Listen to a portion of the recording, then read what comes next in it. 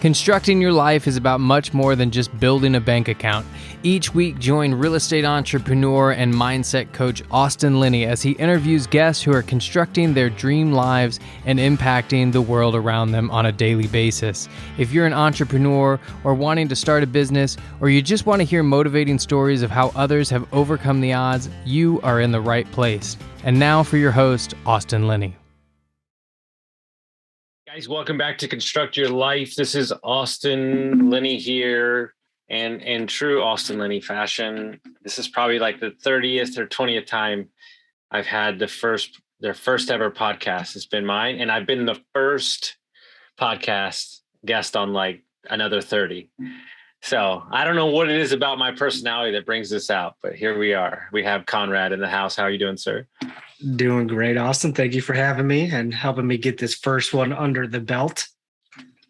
I love it. So what I like to do with my guests is kind of let them tell the story where they want to start, and we'll kind of go from there. Beautiful. Yeah, so a little background about me. Grew up in a small business household, saw what it could do for a family. My dad ran a roofing company, and so I always knew I wanted to get into business, and more specifically, small business. So after college, I got into marketing and digital advertising, and I got to learn from a small company how to buy media, how to build funnels, how to generate a lot of revenue. And that took me out to Silicon Valley and back. So I got to experience an exit there, and that was a lot of fun. From there, I ran my own firm for about 5 years. And then most recently, I was a partner in a company that specifically focused on coaching and advising small business owners. And we kind of really stuck in that business lane to make sure they had the business skills to improve and grow their business. About 6 months ago, or about 8 months ago now, I exited that business with the idea being I needed to be back on the other side of the table for my family. And we're launching businesses, and it's been a lot of fun. Austin and I are partnered up on some cool stuff. We've been building some momentum, and life is good. Yeah, and what's interesting, some of the best business owners and real estate investors I ever met, they didn't per se make their money or like make their riches in Silicon Valley, but that time in Silicon Valley, like a lot of them tell stories about sleeping on the couches, companies were born. It's hard to describe, but it's like it installed some sort of like go for it, can do attitude. Do you feel the same way about your time there?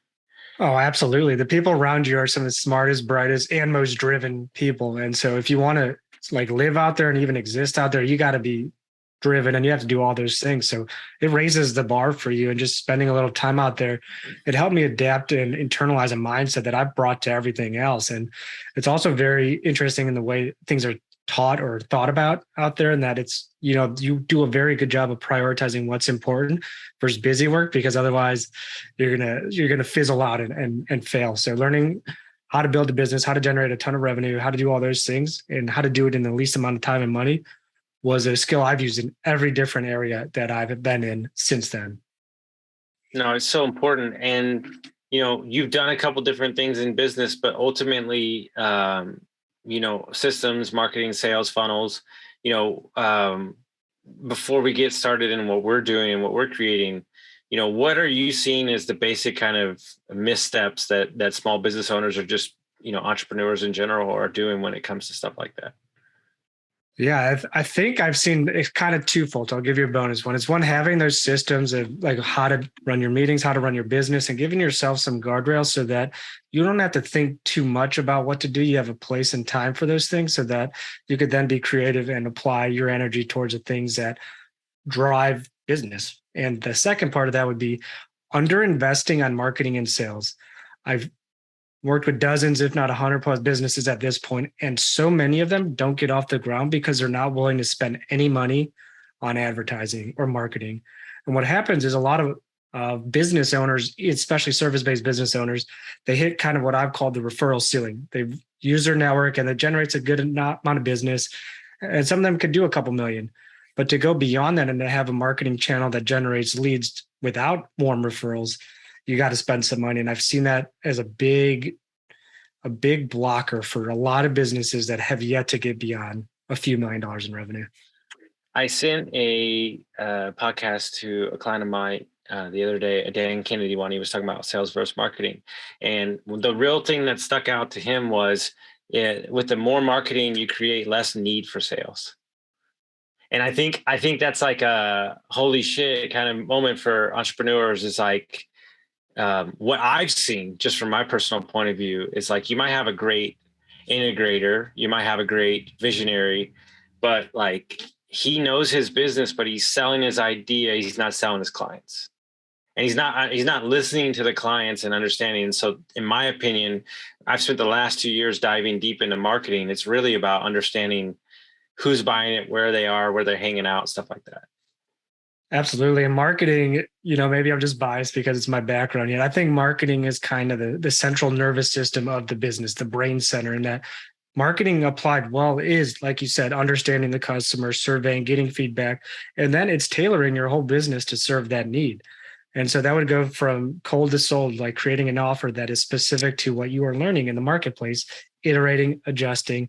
And so, like you said, as time goes on, it's an inevitability. If you keep investing, you're going to find product market fit and then message market fit so that you don't have to do much selling. Like we've had conversations where your podcast has just brought people in that are ready to go. Mm-hmm. It's because they know you. I call it the billboard. Like, right. I can tell you exactly how it goes down. They hear about me or see me on another podcast. This guy sounds interesting. Let me go to his Instagram. Oh, he's got a podcast. They'll listen to 3 or 4 or 5 episodes and they go, oh, you're not full of shit. And then they'll DM me. And that's how it happens every time. Yeah. It's how we met through Chase as well. Because when you could get your message out consistently, people are attracted to you. You're pulling them in. First, maybe sales could be construed as like pushing your message on them and hoping that it lands with them. Well, and I think ultimately understanding the thing I think the thing that I hung on to like really early that changed it for me was when it comes down to marketing. I had a great friend who's an amazing marketer tell me that marketing is nothing more than the results that you've already done. And in my eyes, it switched me from I need to portray that I am some way instead of just talking about what I've already done. And that's so easy to just speak out of the tongue or post about. And it never feels unauthentically me. Yeah, and it's perfect because you're sharing your message, and in doing so, you're sharing some authority of like the results you've achieved, as well as social proof through testimonials, so people know that it's worked for other people's. So before they even talk to you or go deeper, you're lowering the barrier of entry for them. The friction goes down, and those sales conversations that really turn into more of let's have a conversation if we're a fit, and if it makes sense, we're saying yes. It'll be pretty obvious. So where does a entrepreneur or business owner or personal brand guy, where do they even begin to start? Like what's your 1 to 2 to 3 kind of start process? If you're a smaller business owner, it's really important to understand how your message is getting out there in the world. And so one very good tool is if you go look up Story Brand, read the book, you could build out your whole messaging system that's based around the 7 steps of what they're calling the customer journey or hero's journey. That'll help you with the message. 2, you also have to have a mission as your business so you know where you're going. Because a lot of times people want to join a story that aligns with theirs as well as something that solves a current problem. And then 3, you got to learn how to build a marketing funnels. So can you get something that generates leads for you that then goes into a sales process that over time you can refine because you're tracking? So in rank order, make sure you have a mission, make sure you know your messaging and how it's resonating so you could iterate on it. And then 3, make sure you have a way for people who are interested to come into your world, whether that's a lead generation, whether it's a webinar, workshop, or just to pay you. Give them the offer. Make sure people can buy from you, because a lot of times you'll get a beautiful website, but no call to action, no way for them to engage. I love that. And so as we shift gears a little bit, you have a family, you have 2 kids, you had a good job, you built, even though you didn't own it, you built a lot of the company you're working for. Like what takes a sane man to leave that and kind of pull some chips off the table, and kind of, if I'm not mistaken, you kind of took a little hiatus to kind of reassess your life and then move in this other direction. Yeah. I mean, one thing that's always held true to me and something I firmly believe is that, this is our life. We need to live it and have the richness of life full experience. And so it's about having the courage to not settle for good in pursuit of great. And so what was going on was good, but it wasn't great. I knew there was more to it.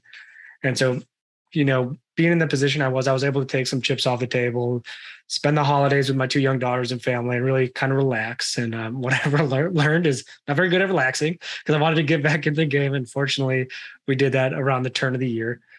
And ultimately, it's about building a life of your dreams, and that thing is going to evolve. And so it was setting a new goal and understanding that business ownership and helping other people realize their dream through business ownership, including myself and including my family, was the ultimate mission. And so the only way to do that is to, become an entrepreneur and build businesses for myself and with others again. So I've been very close to the chest. I have not shared what we're doing with anybody. Like I have not talked about it on the podcast. I have not shared anything. So I guess we could kind of unpack what's happened in a short amount of time. It's June 21st as we're recording this right now. So let's say like 4 months, maybe, give or take. Maybe that might be generous. I think it's March. Like March, like 3 months, maybe. So guys, when we say, when you're in the proper place mentally, physically, you've learned what you need to learn. The speed to market can happen really quickly. So I don't want to speak out of turn because we just added one today, but how many businesses do we have like right now, like launched besides, we won't count the equity ones. Right now we got 1, 2, 3, 4, 5. We'll have 6 with the current funnels, like excluding some of the 7 with the task business. Yeah. So we have 7 businesses and then we have equity positions in another 4. Mm-hmm. That's not even including the real estate arm. So we're bringing our toes into account at this point. Yeah. So run out of fingers. Yeah. So basically like 12 businesses, and we've grown the team from just me, Chase, and Conrad, and to almost like 13 people, 10 people on the call, and today, first company meeting. And so, in the last 2 weeks, we've gained almost 8 employees. So it's been a lot, and kind of lay out, I guess, kind of what has transpired in the last 3 months, and kind of, I think we're finally ready to start releasing it to the world and sharing the story. Yeah, unleash the beast. Well, the first thing is, like Austin said, is when you have a little more experience, a little more life under your belt, you kind of get a better sense of who you are, and hopefully everyone gets a chance to find out who they are. And when we first met, it was like, we call it the bonfire now. It was just like an infernal rage in between both of us of like, this is our mission and vision and for our life. And what happened was our visions were almost identical. Like Austin would say, I could have wrote the same thing and just put my name on it. And the idea being, our vision is to build a holding company, a company that represents a business structure like Berkshire Hathaway, but with the idea that it's impact focused, it's people focused, it's philanthropy focused, charity focused. And so what got us out of here was that the mission would be, most big companies kind of treat their employees as expendable assets as of late. And it's getting increasingly difficult to trust a lot of them. So you have a lot of good talent coming out of there looking for something else. So at the company that we're building, we believe that's flat out wrong, and that people, quality of relationships, and working on meaningful projects are what lead to that richness of life. So we're building these companies not only to achieve our dreams, but also to allow the other people we bring in, whether that's as a client, as an equity holder, or partner, to achieve their dreams through us. And so that is the overarching vision of the holding company that then has those positions in the 12+ companies. By the way, I think it's more like 14. I just counted a couple more now that I'm thinking about it. I'm starting to lose count. So, but guys, why this is so important is that we literally spent almost 60 days to 4 weeks building out the vision and the value proposition for it, and the product. The service that we're rendering inside that business is almost absolute. It doesn't really matter. It's a byproduct. If we're in crypto, if we're a barbecue joint, if we're a sales company, a marketing company, a real estate firm, like consultant firm, Airbnb coaching, all that stuff is relative, because the bones, the values, the mission, everything is exactly the same. There's just different components in the business and kind of trading those out. And that's when you like, here's what happens. And just so you're clear, this doesn't happen to you, but it happens to me. I have friends, 2 of them. I love them to death. They're coaches as well. They literally, every time I meet them, I don't even tell them what I'm doing anymore, because the first thing out of their mouth is, you need to slow down and like, and you need to focus. They're very analytical, but wait for it. This is great. So I had lunch with him in Denver, and he was like, whoa, dude, way too much. And then I explained it to him. And like 30 minutes later, he goes, oh, dude, that makes perfect sense. He goes, that doesn't feel like too much. And by the way, he was a management consultant for 10 years, and now he syndicates apartments. So he knows what he's talking about. And he kept saying, oh yeah, dude, that sounds about right. And he was like, when he got like the whole vision, he was like, oh shit, that's pretty crazy. Because let me break it down to you guys. This is all predicated on supporting and teaching said person, whether they're the salesperson, the CEO, supporting them and lifting them up with systems and processes and people. And we have a CEO in each business. So we only start a business if we already have that CEO earmarked. Already, if we would never start a business if we don't have that CEO earmarked, or we as a company, consulting firm, we step in as that CEO, COO for the company that we're consulting for. That's maybe 6 months to a year, and then we remove ourselves or hire our replacement. But that is the key to this whole thing. We do not. You see guys buy companies and they install themselves as a CEO. You're never getting out, ever. No, it goes back to what we started with. Like, you could be easily trapped in the business in that way. Mm-hmm. And through our like alignment of the mission and vision, like we know we want other people to succeed with us, and we know where we're going as a company, as a holding company. So we can't be in there. And so finding people who align with the vision, who have the values, that's it for us, because we feel confident as coaches, as trainers, that we'll give them the support and guidance to achieve what they want to through that position. Well, what's interesting, right, is that if you earmark the clients that are coming on board today, like you read their email, you haven't even met them yet. Like me and Rebecca and Alex met them, and Maria's onboarding them. You and Chase won't even meet them for a week or two, and they're already going to be 9 miles down the pipeline.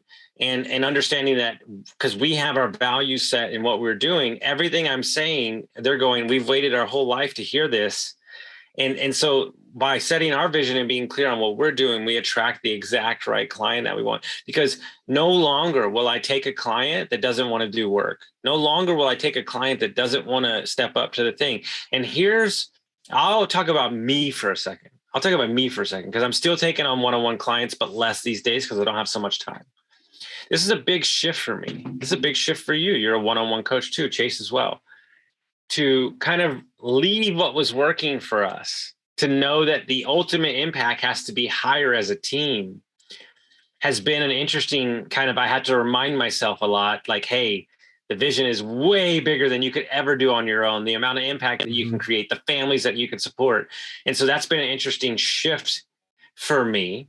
But that being said, you sign 1 or 2 clients and you're ultimately doing what it would take you 15 clients to do personally one-on-one. So with half the work, because you have the team supporting you and they're supported and they feel supported by the team, this is more of a family environment. So that's been an interesting transition just for me personally, having to just really like stick to that vision. And you said it so well, because it's kind of that trapeze moment where you're swinging from one side and then you release and you're just floating through the air, waiting for it to land and grab. And like, this podcast couldn't have come at a more perfect time, because we landed our first proof of concept for the company. Like that first client that wasn't already in the pipeline that came in, and Austin had a great conversation with him, like he was saying.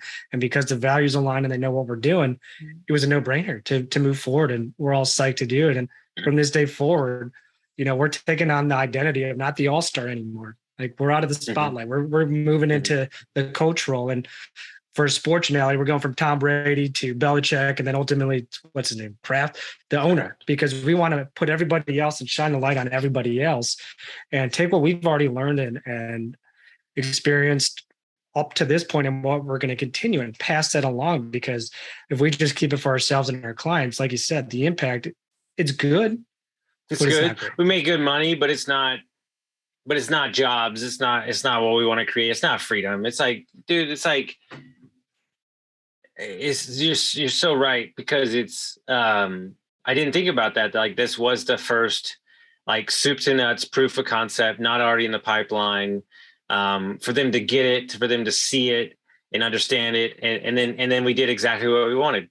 6 month coaching, consulting, building a brand new fucking brand, new website, new branding, taking new SOPs, but then flipping that after 6 months to we're part owners of that company, and we're going to do a retreat center with them, with a barbecue joint and a bunch of other stuff. And like, guess what? Guess who spent 20 years in the restaurant business and catering? Me.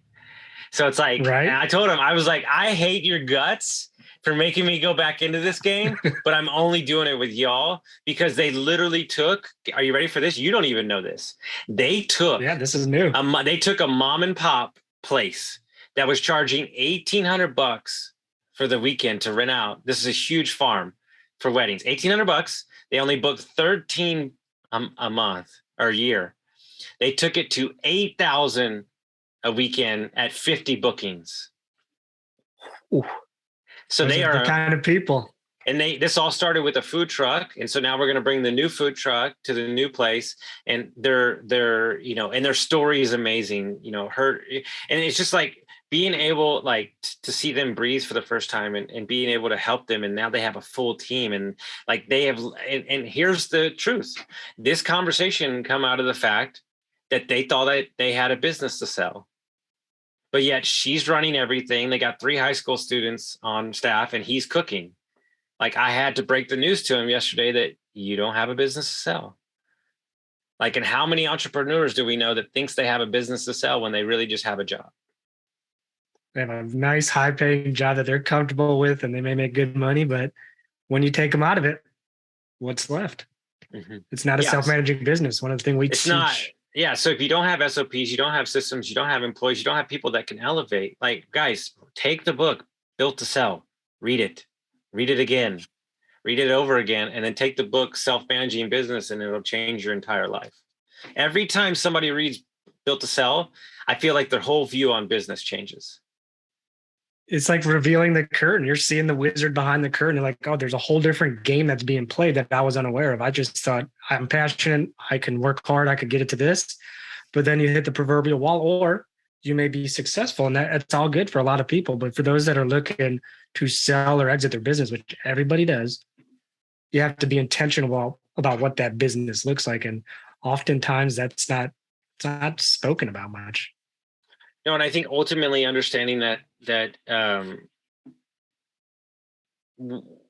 when people are aligned and things are getting done, one of the things that I want to talk about while we wrap it up here is one of the things that I've had to, not forcefully, but had to kind of like keep reminding you. And I think everybody has the same king. It's kind of like, you had your whole career, you were the guy that went in and got it done, put in the long hours, built out the funnels and do everything, and kind of maybe a little more money on the front end, but building it the right way. Kind of talk through that transition for you to kind of elevate yourself to like CEO and owner, and kind of get out of the more day-to-day stuff. Yeah, and I thank Austin for this every day and helping hold me accountable to that. Because again, it's what we need as not only the company, but as an individual to have the most impact for the next 30, 40 years. And so, yeah, I would go in. I could, I don't want to say I could do it all, but when it comes to some of this marketing stuff in the business, I could do most of it. So we could write all the copy, we could design all the pages, we could connect all the stuff, we could buy all the media, we could do the sales calls, we could do the operations and do all that. And I think that's valuable as a coach, so I could share in that with clients. But when you flip it on its head and you're looking at this of how do I build these systems in all these other businesses and in client businesses, it's impossible to do it all. And so learning, again, I like this analogy, going from the all-star who's doing it all to the coach, like accepting like we're going to have to do more development and training and let someone else do it. And it's not going to be as fast, or it's not going to be as good, quotation marks for those that can't see, because they may be learning. Yet the funny thing is, after a while, those people start to do better than you did, in that once they have a little room to, again, explore their creativity and shine. And so it's a fun circle where you're like, okay, can I just make myself useless in this by teaching someone else and transition to the next thing? And it's hard. Not saying it's easy. yet And it's a lot of fun in the process. The hardest thing is the hardest thing, and we see it in a lot of CEOs, is reclassifying as a CEO or owner what work looks like to you. Still learning that one. Yeah, we're figuring that one out. You know what I'm saying? Like, that's the thing, is like, you take that away and you're like, okay, so am I useless? No, like, you can just develop the next vision or the next thing. And like, what we've realized, the number one thing in our business is protecting the decision. Like, the people that can be energized by 15 meetings in a day is me. And like, I can jump on, say, I'll talk bullshit, whatever. But like Conrad, if he's doing that all day, then he can't be building the systems. If Conrad's doing that all day, he can't be building the SOPs. He can't be worried about the next funnel, the next thing. And so understanding what everybody's talent is, but more importantly, I think anything is believing in somebody and then giving them the freedom to fail. Right. Like, that is my biggest lesson I learned from Taylor Welch. Biggest lesson. He hired on teams of VAs and fired them 3 in a row. And he said on the third one, he was like, well, maybe it's us. And what he realizes, he had to realize how to talk to somebody after they let him down and not make them feel bad. Mm-hmm. And so I asked everybody, I said, please fail today. Please fail at something because you tried something you didn't know. And what happened? The VA, the Dreamweavers, we're calling them, not VAs, built a website that they'd never done before, and it looks amazing. And now she's so pumped. And it's like, wow, now we have that other element that person didn't even know they could do a minute ago, because we allowed them the space to kind of work on it and figure it out and not rush them. Right. And it's so easy to, as coaches and people, focus on the other person and make sure they get it. Yet it's so easy to forget that you need to be doing the same level of development that you're giving all to the other people. And we're seeing it there. And it's good that we have the three of us here to hold all of us accountable as well and make sure that we're developing at the same speed or faster than everyone else, so that we can be a few steps ahead of them and be leaders and make sure they have the support, the training, the education, and the accountability as well to achieve their dreams through us helping our clients achieve their dreams. I'll never be upset as long as your intention was to try. I'll never be upset if something doesn't go right. But I think one of the biggest things that, and we're building out a board of directors, that's super important for us. But one of the biggest things that I've seen, and I keep highlighting on every call I'm on with Rebecca and Alex, is that Rebecca and Alex, who are project managers, our COO, they literally embody like who we are, what we believe in. And so they can speak for us. Look, there's only so many hours a day. There's only so many meetings you can be on. And so letting them kind of, and then like, I actually forget that they're on calls with like clients and stuff, because I just don't even like, it doesn't even cross my mind because, they got it. They probably got a lot of things better than us. They got it way better than I got, because I'll keep talking all the time. Yeah. And it's like you said, the space but starting with the values of us knowing who we want to be as a company and the people who started it, and then bringing people into the fold. And it hasn't been much recruiting in the sense. It's been people that have heard of it and then just brought into it. And we're like, well, yeah, let's go. And fortunate to have people like Rebecca and Alex on the team so early on. Mm-hmm. Well, they're same with the VAs, the Dreamweavers, and Rebecca, like they're saying, hey, we have a really good thing going here. You should come work here. And like, I don't even have to like source people anymore. And they've already told them what to expect. Right. But the first thing I do when I bring on a new hire is I say, hey, here's my favorite books. Here's my favorite podcast. This is for you for learning. Mm-hmm. And then we're investing. Now, what I want to talk about before we get out of here is what we're doing with our CEOs. Oh, yeah. Yeah. So the CEOs of those companies, we're putting them on a learning track, and we're all learning together. And there's the reason we went this way is the co-learning is instead of us telling, is that most people, if you tell them to do something, it doesn't really work. But as we learn together, it'll sink in. So we're all going through the EOS, the traction book again, so that by the time we're done with it in about 3 weeks, we're going to be able to talk to the CEOs, and they're going to be able to communicate to us with the same common language, as well as they're going to be able to build out the vision of their company through that common language, so we could all help and support their development of it, as opposed to, hey, Alex, hey, Jay, here's your vision and traction organizer one pager, fill it out, or like, here's it already filled out. That's really not empowering them like we just talked about. And so slow it down, make sure everyone gets a chance to learn and the environment to succeed. And then we're building the EOS traction model first, and then we'll dive into some things later on that kind of fit the 3 pillars that we coach on: the mind, body, and business. I love it.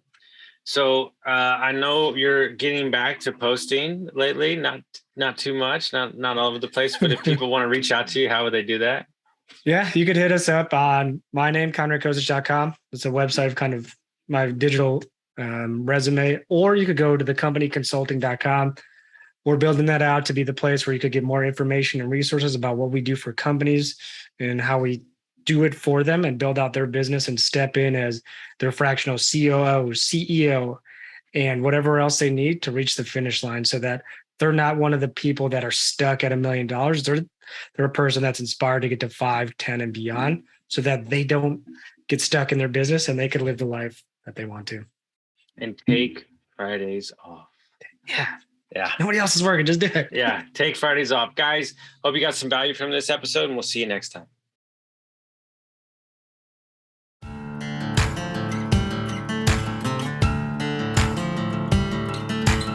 Thank you for listening to Construct Your Life with Austin Linney. If you enjoyed this episode, be sure to rate, review, subscribe, and pay it forward by sharing with a friend. Most importantly, take this opportunity to start constructing your life by taking immediate action on what you learned. For show notes, resources, and more information on one-on-one coaching with Austin, visit constructyourlifepodcast.com.